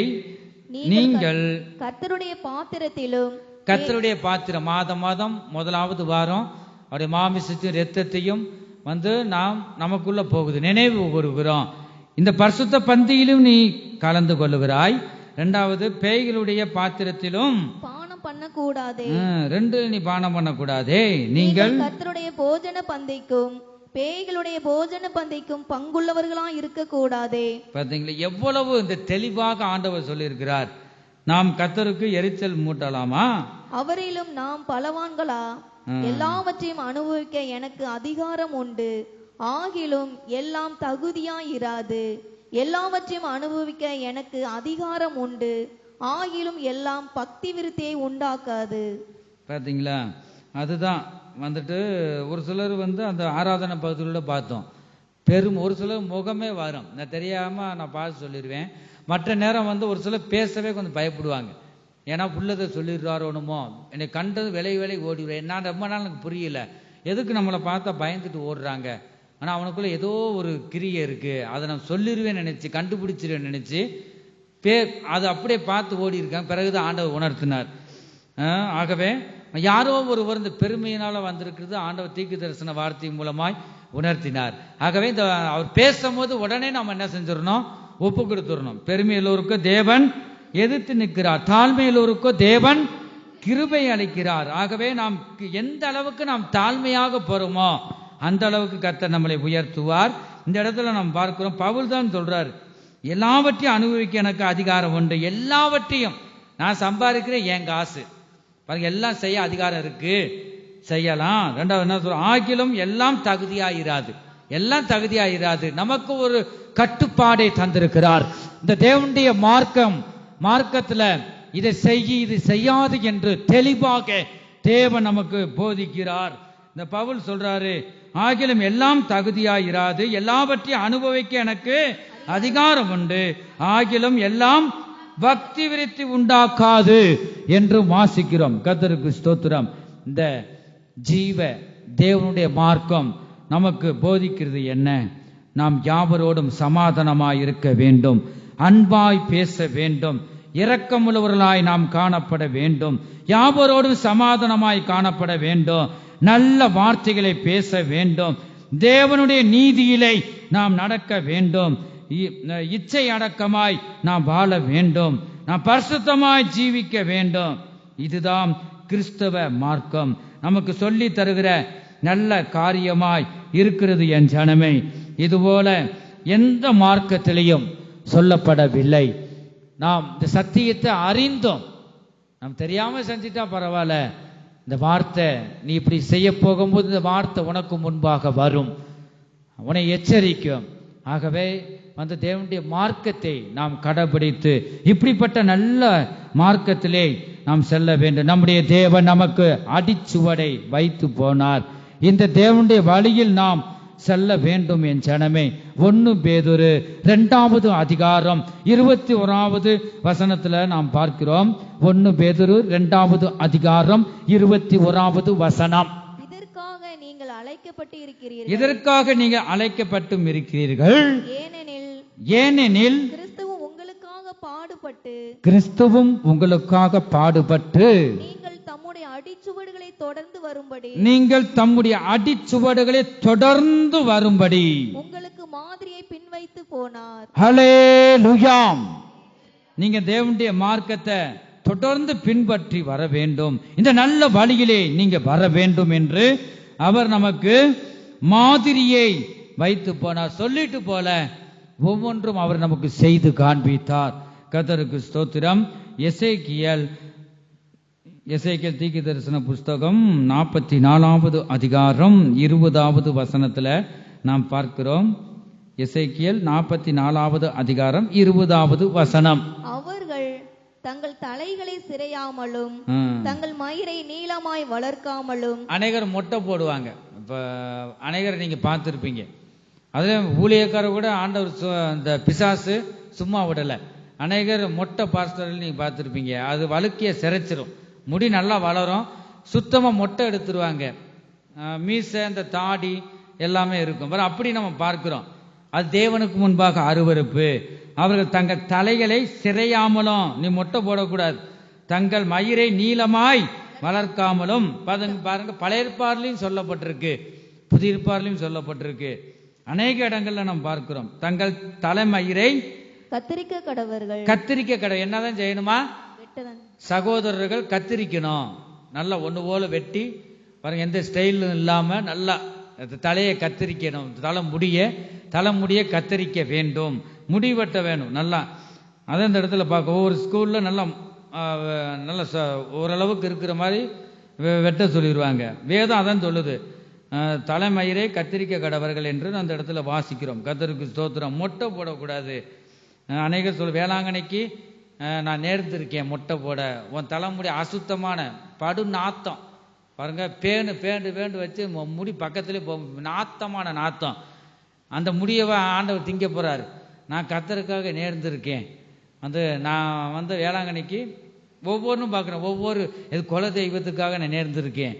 உன் அசுத்தமான தலைமுடியவா அவர் கேட்கிறார் பாருங்க. அதெல்லாம் மனுஷர் அந்த மார்க்கத்தை அவங்க பின்பற்றுறாங்க. அதான் மனுஷன் வச்ச மார்க்கம்.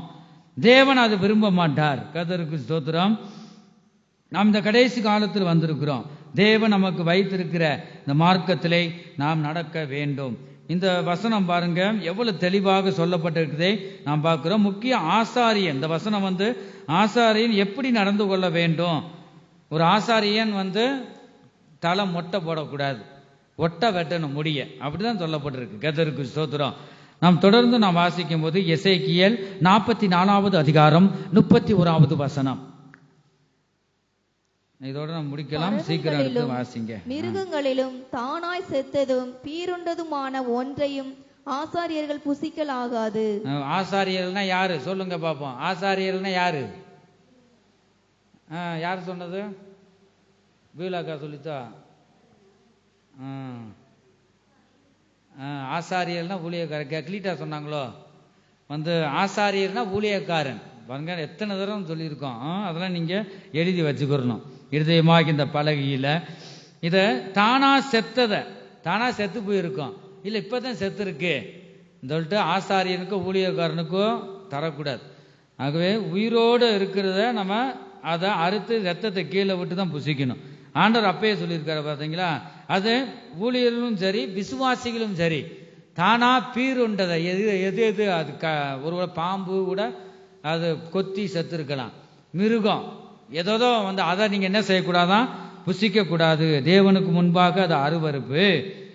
கர்த்தருக்கு ஸ்தோத்திரம். ஒரு ஆசாரியன் என்பது கர்த்தருடைய தூதன் என்று, அவன் ஊழியக்காரன் என்று மல்கியா 2வது அதிகாரம் 7வது வசனத்துல பார்க்கிறோம். ஆசாரியனுடைய உதடுகள் அறிவை காக்க வேண்டும், வேதத்தை அவன் வாயிலை தேடுவார்களே, அவன் சேனைகளுடைய கர்த்தரின் தூதன் என்று நாம் வாசிக்கிறோம். ஒரு ஊழியக்காரன் வாயில் வேத வார்த்தைகள் மட்டுமே புறப்பட வேண்டும், பேச வேண்டும். கர்த்தருடைய வேதத்தின்படி நடக்கிற உத்தம மார்க்கத்தார் பாக்கியவான்கள் என்று நாம் பார்க்கிறோம். கர்த்தருக்கு ஸ்தோத்திரம். எத்தனை பேர் இந்த தேவனுடைய மார்க்கத்துல நான் நடப்பேன், அதுல நான் ஜீவிப்பேன் என்று எத்தனை பேர் நீங்க விரும்புறீங்க? நீங்க அதுல நடக்கும்போது உங்க பிள்ளைகள் பாருங்க, இதுல கிறிஸ்தவம் என்பது அதுதான். தேவனுடைய மார்க்கத்தில் ஒரு மனிதன் சரியாக தேவனுடைய கட்டளைகளை கை கொண்டு இதுல நடக்கிறானோ அவன் தான் உண்மையான கிறிஸ்தவன். கர்த்தருக்கு ஸ்தோத்திரம். நாம் எத்தனை பேர் தேவனுடைய மார்க்கத்தில் நான் நடப்பேன் என்று எத்தனை பேர் இந்த திருவசனத்துக்கு நம்மை ஒப்பு கொடுக்கிறோம்? இந்த மார்க்கம் தெளிவாக சொல்லப்பட்டிருக்கு. ஒரு மனிதன், ரட்சிக்கப்பட்ட ஒரு மனிதன் இப்படிதான் ஜீவிக்கணும், இது நீ செய்யக்கூடாது என்று தெளிவாக இந்த வேளையில தேவன் பேசினதை நாம் கேட்டோம். கடைசியாக நாம் பார்க்கிறோம் பிலிப்பியர் 3வது அதிகாரம் 2வது வசனம். நீங்க யார் யாருக்கு எச்சரிக்கையா இருக்க வேண்டும்? எனது கடைசி காலம்.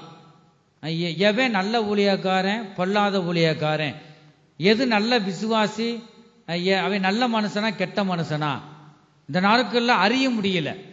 அதுக்கு நீங்க ஆவிய பகுத்தறியத்தக்க அந்த வரங்களை நீங்க பெற்றுக்கொள்ள வேண்டும். அவங்க கனிகளினாலே அவர்களை அறிவீர்கள். நீங்க ஜீவ மார்க்கத்தில் சென்றாதான் அப்படிப்பட்ட ஆவிகளை நீங்க அறிய முடியும். இந்த கடைசி நாட்கள்ல 3 பேருக்கு நீங்க எச்சரிக்கையா இருக்கணும். அந்த வசனத்துல வாசிக்கிறேன். பிலிப்பியர் 3வது அதிகாரம் 2வது வசனம். நாய்களுக்கு எச்சரிக்கையாயிருங்கள். 1, நாய்களுக்கு எச்சரிக்கையாயிருங்கள். பொல்லாத வேலையாட்களுக்கு எச்சரிக்கையாயிருங்கள். பொல்லாத வேலையாட்களுக்கு எச்சரிக்கையாயிருங்கள். சுன்னத்துக்காரருக்கு எச்சரிக்கையாயிருங்கள். சுன்னத்துக்காருக்கு என்ன செய்யுங்க? எச்சரிக்கையாயிருங்கள். பாருங்க, 3 இந்த திருவசனத்துல 3 காரியம் சொல்லப்பட்டிருக்கு. 1 என்னதான்? நாய்களுக்கு எச்சரிக்கையா இருக்கணும். 2வது பொல்லாத வேலையாட்களுக்கு எச்சரிக்கையா இருக்கணும். சுன்னத்துக்காருக்கு என்ன செய்யணுமா? எச்சரிக்கையா இருக்கணும். இந்த நாய்கள்னா யாரு? பொல்லாத வேலையாட்கள்னா யாரு? இந்த சுன்னத்துக்கார் யார்? சொல்லுங்க பார்ப்போம். இந்த 3 காரியம் தெரிஞ்சவங்க சொல்லுங்க பார்ப்போம். இந்த நாய்கள்னா யாரு? இந்த வேதத்தில் சொல்லப்பட்ட இந்த தெரு நாயவோ வீட்டில் வளர்க்குற நாயோ அதை பற்றி சொல்லலை, அந்த குணங்களை ஒப்பிட்டு சொல்றார். ஆனா நாய்களுக்கு எச்சரிக்கையா இருங்க. இந்த தெரு நாய் போறது அதுக்கு ஒரு கவனமா இருக்கணும். வேதத்துல அதை சொல்லப்படல, அது குணங்களை ஒப்பிட்டு சொல்றாரு. நாய்கள்னா யார் சொல்லுங்க? நாய்களுக்கு எச்சரிக்கையா இருக்கணும். இன்னொரு தெரியாதா? சொல்லுங்க. நாய்கள்னா நாய்க்கு எச்சரிக்கையா இருக்கணும். அம்மா சொல்லுங்க. நாய்களுக்கு எச்சரிக்கையா இருக்கணுமா? அதான் என்னது? நாய்களுக்கு எச்சரிக்கையா இருக்குன்னா என்னது? உங்களுக்கு ஒரு வாய்ப்பு தரேன். ஏன்னா ஆண்டவர் உங்க உள்ளத்துல பேசுவார். நான் வீட்டில் வளர்க்குற நாய் கிடையாது. இந்த நாய் யாரு? மனுஷராக நாயை சொல்றார். கர்த்தருக்கு ஸ்தோத்திரம். அந்த பதில் ஆண்டவர் ஒவ்வொரு இந்த 3 காரியத்துக்குமே வசனம் இருக்கு. எல்லாம் வசனத்தை கொண்டு தான். வசனம் இல்லாம நாம ஒண்ணுமே அது பதில் ஆண்டவர் தந்திருக்கிறார். கர்த்தருக்கு ஸ்தோத்திரம். இந்த நாய்களுக்கு எச்சரிக்கையா இருங்கள் என்றால் என்ன? 2 பேதுரு 2வது அதிகாரம் 22வது வசனத்துல நாம் பார்க்கிறோம். 2 பேதுரு 2வது அதிகாரம் 22வது வசனம். நாய் தன் கக்கினதை தின்னவும் கழுவப்பட்ட பன்றி சேற்றிலை புரளவும் திரும்பினது என்று சொல்லப்பட்ட மெய்யான பழமொழியின்படியே அவர்களுக்கு சம்பவித்தது. அல்லேலூயாம். கர்த்தருக்கு ஸ்தோத்திரம்.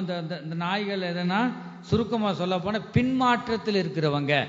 ரட்சிக்கப்பட்டிருப்பாங்க, சில காலம் தேவனை விட்டு தேவனவே தூசித்து அவங்க கூட்டங்களுக்கு வராம கொள்ளாம தேவனை விட்டு பின்மாற்றம்.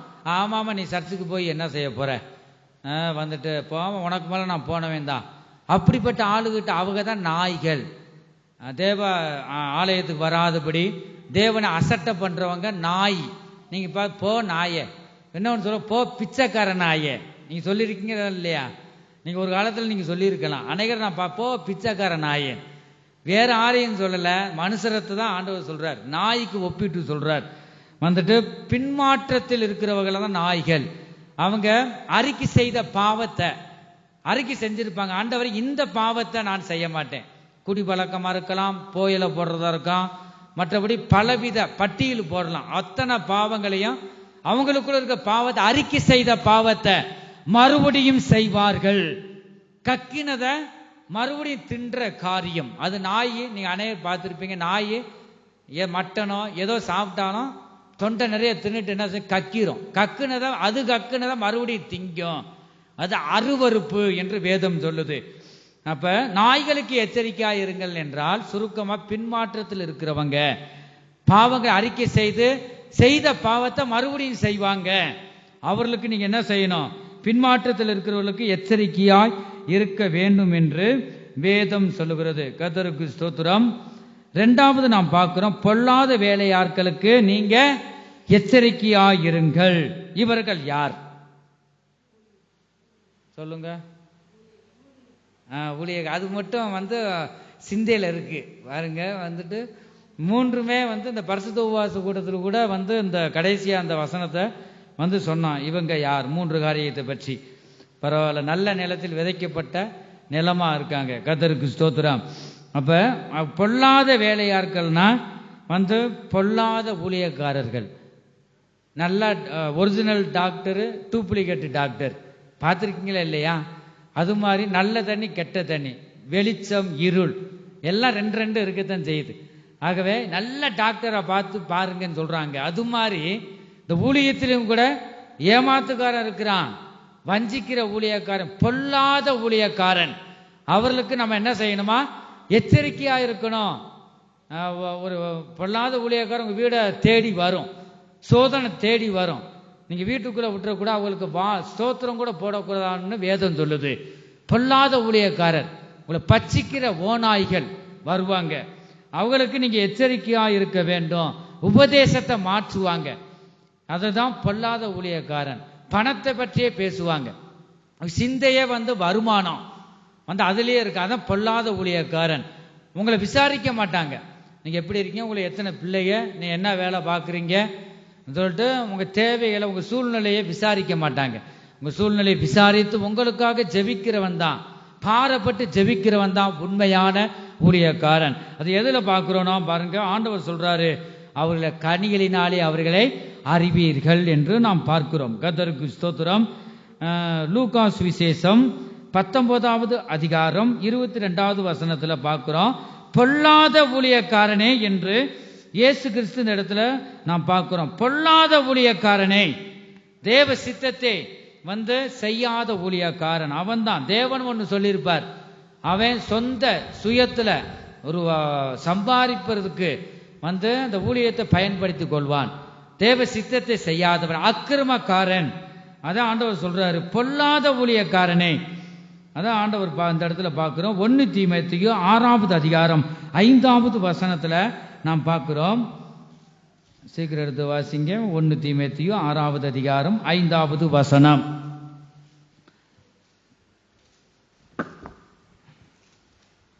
கெட்ட சிந்தையுள்ளவர்களும் கெட்ட சிந்தை. இந்த சிந்தை நீங்க பரிசுத்தமா வச்சுக்கணும். இயேசு கிறிஸ்துவின் மேலுள்ள சிந்தையே உங்களிலும் இருக்க கடவுது. இப்ப கெட்ட சிந்தை உள்ளவர்களும் சத்தியம் இல்லாதவர்களும் தேவ பக்தியை ஆதாய தொழிலென்று எண்ணுகிறவர்களுமா இருக்கிற. நல்ல கவனிங்க. ஒரு பொல்லாத ஊழியக்காரன் வசனமே இருக்காது, சொந்த கதையை சொல்லிக்கிட்டே இருப்பான். ஏதாவது ஒரு இந்த வசனத்துக்கு ஏற்றவர் ஒரு சாட்சி இருந்தா சொல்லலாம், இது பக்தி விருத்தி உண்டாகும் என்று தெரிஞ்சா ஆண்டவர் ஏவுனா அதை சொல்லலாம். இவன் பாருங்களேன், கெட்ட சிந்தை உள்ளவனா இருக்கிறான், சத்தியமே இல்ல. நீங்க நல்லா கவனிச்சுக்கணும். அவன் பொல்லாத ஊழியக்காரன். எச்சரிக்கையா இருக்கணும், இல்லைன்னா ஓனாய். அவங்க ஓனாய் என்று வேதம் சொல்லுது. இயேசு கிறிஸ்து சொல்றார், உங்களை பச்சித்து தின்றுவான் ஒண்ணும் இல்லாம. பாருங்க, அவனுக்கு எச்சரிக்கையா இருக்கணும். கெட்ட சிந்தை, சத்தியம் இல்ல, தேவ பக்தி ஆதாய தொழிலென்று எண்ணுகிறவர்கள் ஒரு தொழிலாக அந்த ஊழியத்தை நடத்துகிறான். மனுஷர்களால் உண்டாகும் மாறுபாடான தர்க்கங்களும் பிறக்கும். இப்படிப்பட்டவர்களை விட்டு விலகு. அவங்களை விட்டு நீங்க என்னதான் செய்யணுமா, விலகணும். கர்த்தருடைய வந்து அவங்க ஸ்தோத்திரம் கூட பண்ணக்கூடாது என்று வேதம் சொல்லுகிறது. ரோமருக்கு எழுதின நிருபம் 16வது அதிகாரம் 17வது வசனத்துல நாம் பார்க்கிறோம். அன்றியும் சகோதரரே, நீங்கள் கற்றுக்கொண்ட உபதேசத்திற்கு விரோதமாய் பிரிவினைகளையும் இடரல்களையும் உண்டாக்குகிறவர்களை குறித்து எச்சரிக்கையாயிருங்க. இந்த ஓய்வு நாள் பாருங்க, கர்த்தருடைய நாள், பரிசுத்தமான நாள். 6 நாள் வேலை செய்யறோம். 7வது நாள் ஒவ்வொரு நாடுகள்லயும் திங்கக்கிழமை இருக்கு, சனிக்கிழமை ஏதோ ஒண்ணு. 6 நாளும் வேலை செஞ்சு 7வது நாள் நமக்கு அந்தந்த நாடுகள்ல இங்க கவர்மெண்ட் லீவுனால ஞாயிற்றுக்கிழமை கொடுக்கப்படுது. பாருங்க, அந்த தேவனுடைய நீதியை நாம் நிறைவேற்றணும். அதை செய்யுங்க, வாங்க, தேவனை தொழுது கொள்ளுங்க, பரிசுத்தமா டயத்துக்கு வாங்க. இன்னொரு பொல்லாத ஊழியக்காரர் என்ன செய்வேன், அதெல்லாம் கிடையாதுங்க. அதெல்லாம் வந்து நீங்க எங்க இருந்தாலும் தேவன் உங்க ஜெபத்தை கேட்பார் சொல்லிட்டு பிசாசு அநேகரை வஞ்சிக்கிறான். அவன் தான் யாரு? சத்தியத்தை புரட்டுகிறவர்கள். அப்படிதான் நான் வாசிக்கிறோம்.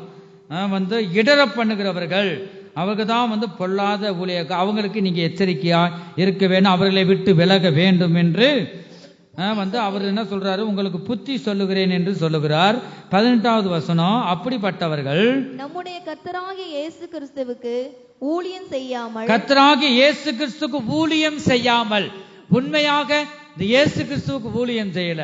இந்த பொல்லாத ஊழியக்காரன் என்ன செய்யறான், தங்கள் வயிற்றுக்கே ஊழியம் செய்து இந்த ஒருச்சா வகுத்து பிளப்புக்கு ஊழியம் செய்யறான். பாருங்க, ஆதாயம் வந்து அதை நம்ம பார்த்தோம். வந்து அந்த இடத்துல ஊழியம், தேவனுக்கு ஊழியம் செய்யாமல், இயேசு கிறிஸ்துவுக்கு ஊழியம் செய்யாமல், தங்கள் வயிற்றுக்கே ஊழியம் செய்து நய வசனிப்பினாலும் இச்சக பேச்சினாலும், இச்சக பேச்சு பாருங்க, பேசுற வார்த்தை இச்சையான வார்த்தை. அப்படி அடுத்து கபடு இல்லாதவர்களுடைய இருதயங்களை வஞ்சிக்கிறவர்களாய் இருக்கிறார்கள். கபடமில்லாத இருதயங்களை வஞ்சிக்கிறவர்களா இருக்காங்க. இவர்கள் தான் பொல்லாத ஊழியக்காரர்கள் என்று நாம் பார்க்கிறோம். வந்து இவங்க தான் பொல்லாத வேலையாட்கள். வேலையாட்கள்னா ஊழியக்காரர்கள், தேவனுக்கு ஊழியம் வேலை பார்க்கிறவங்க, கர்த்தருக்காக வேலைக்காரன், தேவனுக்கு அடிமை. ஒரு ஊழியன் சொல்லுவது தேவனுக்கு அடிமைகள். தேவன் சொல்றதை மட்டும் செய்கிறவர் தான் ஒரு ஊழியக்காரன். இப்படி பொல்லாத ஊழியக்காரர் இந்த கடைசி நாட்கள் இருக்கு. அதெல்லாம் நீங்க ஜாக்கிரதையாக நீங்க பேசணும். நீங்க அவர்களுக்கு எச்சரிக்கையா இருக்கணும்.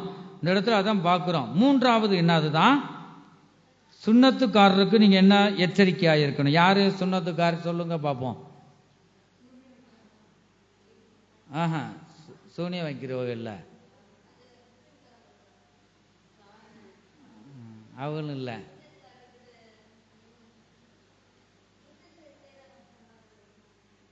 நெருக்கி வந்துட்டீங்க. ஆண்டவர் பாருங்க, அதான் வசனத்தை கொண்டு உணர்த்துறாரு பாத்தீங்களா. வந்துட்டு சுண்ணத்துக்காரனா என்னதுதான், வந்துட்டு அந்த அவங்க பாரம்பரியத்தை வந்துட்டு இந்த விருத்த சேதனம் பண்ணணும். 2வது என்ன சொல்லுவாங்க, நாள் பார்ப்பாங்க, சாத்திரம் பார்ப்பாங்க. அவங்களுக்கு நீங்க எச்சரிக்கையா இருக்கணும். போமா 7வது நாள் தான் வந்து என்னது, அந்த சனிக்கிழமை தான் ஓய்வு நாள்.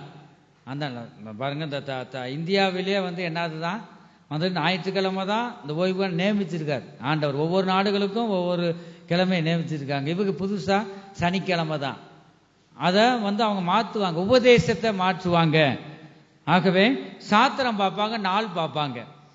பாரம்பரியத்தை பின்பற்றுகிறவர்கள் தான் சுண்ணத்துக்காரர். அவங்களுக்கு நம்ம என்ன செய்யணும், எச்சரிக்கையா இருக்கணும். நம்ம ஜீவியத்தை கெடுத்துருவாங்க, ஆவிக்குரிய ஜீவியத்தை.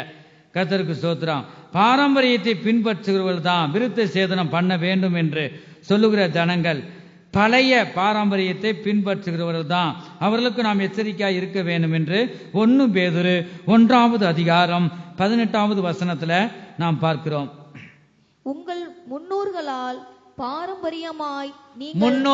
பாரம்பரியமாய் நீங்கள் அனுசரித்து வந்த வீணான நடத்தை நின்று, வீணான நடத்தைய மறுபடியும் அவங்க என்ன செய்வாங்க, வந்துட்டு அவங்க அப்படிதான். நம்ம தாத்தா பாட்டி காலத்துல அப்படிதான்ப்பா இருந்துச்சு. என்னதான் சத்தியம் இருந்தாலும் சுண்ணத்துக்கு அது சபையில இருக்கிறாங்க. இந்த 3 வித கூட்டமுமே இருக்கத்தான் செய்யுது. பாருங்க, இந்த இடத்துல அவங்களுக்கு நம்ம எச்சரிக்கையா இருக்கணும். கர்த்தருக்கு ஸ்தோத்திரம்.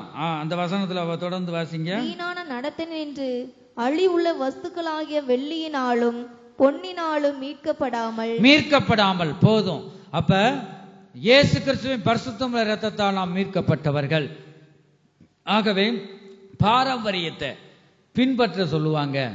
அவங்க கூட பேசுனீங்கன்னா அவங்க ஆவி உங்களுக்குள்ள வந்துடும். அவங்க சொல்றது சரியாத்தே இருக்கும். அதை ஒருபோதும் நம்ம பின்பற்றக்கூடாது. இவர்களுக்கு எச்சரிக்கையா இருக்கணும். 3 பேர். முதலாவது யாருக்கு எச்சரிக்கையா இருக்க வேண்டும்? நாய்களுக்கு எச்சரிக்கையா இருக்கணும். 2வது பொல்லாத வேலையாட்களுக்கு ஊழியக்காரர்களுக்கு எச்சரிக்கையா இருக்கணும். 3வது சுன்னத்துக்காருக்கு பாரம்பரியத்தை பின்பற்ற சொல்லுவாங்க. அவர்களுக்கு நீங்க எச்சரிக்கையா இருக்க வேண்டும். எல்லாரும் எழுந்து நிற்பமாக. இந்த சர்வ வல்லமையுள்ள தேவனை நோக்கி நாம் பார்ப்போமா? நம்முடைய தேவன் சர்வ வல்லமையுள்ள தேவன். இந்த எத்தனை பேர் இந்த வேதத்தின்படி நாம் நடக்கிறவர்களா இருக்கிறோம்? கர்த்தருடைய வேதத்தின்படி நடக்கிற உத்தம மார்க்கத்தால் பாக்கியவான்கள். தேவனுக்கு முன்பாக நம் இருதயம் உத்தமமாய் இருக்கிறதா?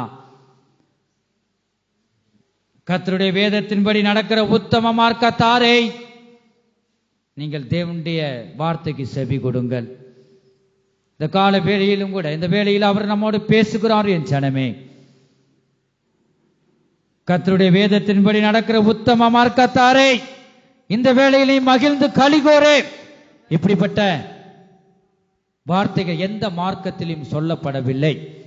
தேவனுடைய ஜீவ மார்க்கத்திலே சொல்லப்பட்டிருக்கிறது. இந்த வேளையில நம்மை அர்ப்பணிப்போமாக. இந்த ஜீவ மார்க்கத்திலே நான் நடப்பேன் ஆண்டவரே. எதை எதை செய்ய வேண்டும் செய்யக்கூடாது என்று நீங்க பேசினீங்க.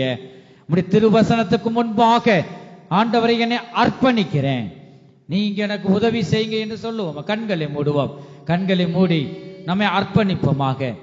அல்லேலூயா. உம்மை துதிக்கிறோம், ஸ்தோத்தரிக்கிறோம். அப்பா, நீ உத்தமனாய் உத்தமியாய் இரு.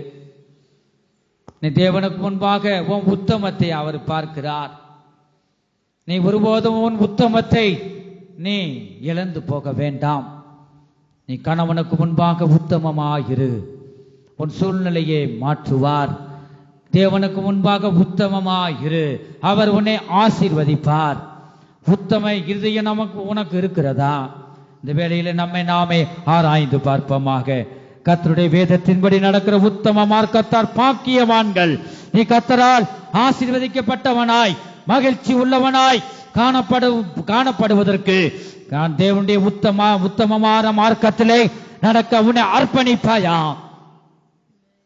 இந்த தேவன் உன்னை நன்மை செய்யும்படியாக, நன்மையை தரும்படியாக, உன்னை ஆசீர்வதிக்கும்படியாகவே அவர் விரும்புகிறார். இந்த வேளையில் எந்த சூழ்நிலையிலும் நீ வந்திருக்கலாம். நிறைவானது வரும்போது குறைவானதெல்லாம் ஒளிந்து போகும். சிக்கட்டக்கத்துடா. என் ஜனமே, இந்த வேளையில நீ அர்ப்பணி. தேவனுக்கு நீ அர்ப்பணிப்பாயாக. ஹல்லேலூயா. இந்த திருவசனமாகிய தேவனுடைய வார்த்தைக்கு நீ கீழ்ப்படி. வார்த்தையாகிய தேவன் உன்னோடு அவர் பேசுகிறார். என் ஜனமே, ஹல்லேலூயா. ஆண்டவரை என்னை சீர்படுத்துங்க, ஸ்திரப்படுத்துங்க. உம்முடைய தேவனுடைய உத்தம மார்க்கத்திலே ஆண்டவரே கர்த்தாவை நடக்க உதவி செய்யுங்கப்பா. ஆண்டவரே, வேதத்தின்படி நடக்கிற உத்தம மார்க்கத்தாரை நீங்கள் பாக்கியவான்கள், நீங்கள் பாக்கியவதிகள். கர்த்தருடைய வேதத்தின்படி நடக்கிற உத்தம மார்க்கத்தாரை நீ தேவனுக்கு முன்பாக உத்தம மார்க்கத்தில் வேதத்தின்படி நீ நடக்கிறாயா? உன் ஆவி ஆத்மா சரீரத்தை இந்த திருவசனத்துக்கு முன்பாக உன்னை ஆராய்ந்து பார். கர்த்தருடைய வேதத்தின்படி நடக்கிற உத்தம மார்க்கத்தாராய் நாம் இருந்து பாக்கியவானாய் பாக்கியவதாய் கர்த்தர் மாற்றி கர்த்தர் ஒவ்வொருவருக்கும் உதவி செய்வாராக. கர்த்தருக்கு ஸ்தோத்திரம். மனந்திரும்பு, நீ மனந்திரும்பு, இப்பொழுதே நீ மனந்திரும்பு. மனந்திரும்பு, நீ மனந்திரும்பு, இப்பொழுதே நீ மனந்திரும்பு. இதுவே கடைசி காலம், இதுவே மனந்திரும்பு. அல்லேலூயா. இதுவே கிருபையின் நாட்கள். ஆமென், ஆமென். இன்றே மனந்திரும்பு. இதுவே கிருபையின் காலம். இன்றே மனந்திரும்பு. இதுவே கிருபையின் காலத்திலே மனம் திரும்புவாயாக. ஜீவ மார்க்கத்தில் நடக்க வேண்டிய அர்ப்பணி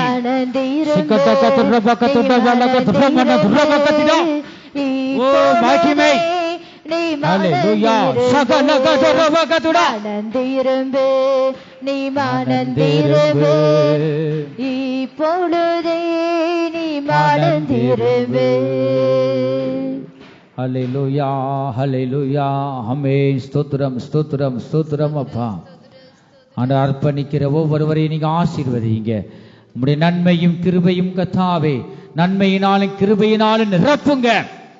எல்லா சூழ்நிலையிலும் மாற்றி கர்த்தாவே தேவாதி தேவன் ராஜாதி ராஜா என் தேவனை என் ராஜாவே உம்முடைய பிள்ளைகளுக்கு நீங்க உதவி செய்யுங்கப்பா. ஆண்டவரே உம்முடைய உத்தம மார்க்கத்திலே நடக்க நீங்க உதவி செய்யுங்க. கேட்ட வசனத்தின்படி கர்த்தாவே நடக்க உதவி செய்யுங்கப்பா. கிருபையினால நிரப்புங்க. ஹல்லேலூயா ஸ்தோத்திரம். கர்த்தர் பேசின ஜீவனுள்ள வார்த்தைகளுக்காய் கரங்களை தட்டி கர்த்தரை ஸ்தோத்தரிப்போம். ஸ்தோத்திரம் ஸ்தோத்திரம் ஸ்தோத்திரம் ஸ்தோத்திரம். எல்லா துதி கன மகிமையும் பிதா குமாரன் பரிசுத்த ஆவியானவருக்கே கொடுத்து கர்த்தரை ஸ்தோத்தரிப்போம். ஸ்தோத்திரம் ஸ்தோத்திரம் ஸ்தோத்திரம் ஸ்தோத்திரம் ஸ்தோத்திரம். எங்கள் அன்பின் இயேசுவே நாங்கள் துதிக்கிறோம் ஸ்தோத்தரிக்கிறோம் அப்பா. கர்த்தாவே நீ நல்லவர் வல்லவர். இயேசுவே ஆரம்பம் முதல் முடிவு வரை ஒவ்வொரு பகுதியிலும் நீ நடத்தி தந்த கிருபைகளுக்காக ஸ்தோத்திரம்.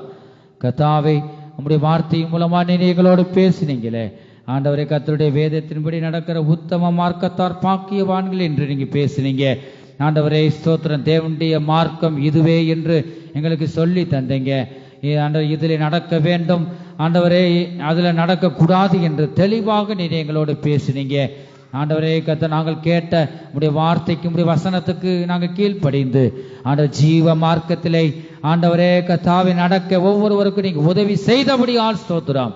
இங்க வந்திருக்கிற ஒவ்வொருவருக்கும் நீங்க கிருபை தந்து வழி நடத்துகிறபடியால் ஸ்தோத்திரம். பூமிக்குரிய ஆசீர்வாதத்தினால் பரலோகத்துக்குரிய ஆசீர்வாதத்தினால் நிரப்புங்க ஆண்டவரே. ஸ்தோத்திரம். நிறைவான தேவன் வந்து ஒவ்வொருவரையும் ஆசீர்வதிங்க. இப்ப ஒவ்வொரு குடும்பத்தில் இருக்கிற எல்லா சூழ்நிலைகளையும் நீங்க மாற்றி கர்த்தாவே நீங்க ஆசீர்வதிங்கப்பா. தொடர்ந்து ஒவ்வொரு மேலும் உடைய பாதுகாப்பு காணப்படட்டும். உடைய வருகை வரும்போதுமே சந்திக்க எங்களை ஒவ்வொருவரையும் ஆயத்தப்படுத்துங்க. துதி கனம் மகிமை எல்லாம் உமக்கே செலுத்துகிறோம். இயேசு கிறிஸ்துவின் மூலமாய் வேண்டிக் கொள்கிறோம் நல்ல பிதாவே ஆமே. நாம் தொடர்ந்து சொல்லுவோம். என் ஆத்துமாவே கர்த்தரை ஸ்தோத்திரி, என் முழு உள்ளமே அவருடைய பரிசுத்த நாமத்தை ஸ்தோத்திரி. என் ஆத்துமாவே கர்த்தரை ஸ்தோத்திரி, அவர் செய்த சகல உபகாரங்களை மறவாதே. ஆமேன். கர்த்தராகிய இயேசு கிறிஸ்துவினுடைய கிருபையும் தேவனுடைய அன்பும் பரிசுத்த ஆவியுடைய ஐக்கியமும் அவருடைய பாதுகாவலும் நாம் அனைவரோடும் கூட என்றென்றைக்கும் சதா காலங்களிலும் இருப்பதாக. ஆமேன். ஹல்லேலூயா ஹல்லேலூயா.